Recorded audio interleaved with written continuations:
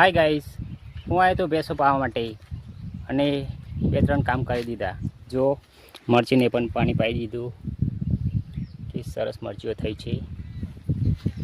અને જો આ 2 પાડીઓ પણ પાઈ દીધી છે અને પેલી બાજુ 2 ભેંસો છે એ પણ આપણે પાઈ દીધી છે. જો પાણી પાઈને ખાવાનું પણ નાખી દીધું છે. દેખો કટર કરેલું છે. અહીંયા બહુ જ મોટા મોટા ઊભા છે. જુઓ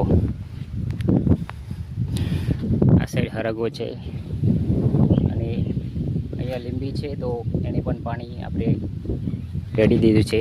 જુઓ સરસ લીંબી થઈ છે. તો લીંબી મોટી થશે તો આપણે લીંબુ લઈને શરબત બનાવીશું અને એવા કામ લાગશે ઘરમાં. જય માતાજી, મળી આવતા બ્લોગમાં. અમારી ચેનલને ફોલો કરજો અને લાઈક કમેન્ટ શેર કરવાનું ભૂલશો નહીં. જય માતાજી.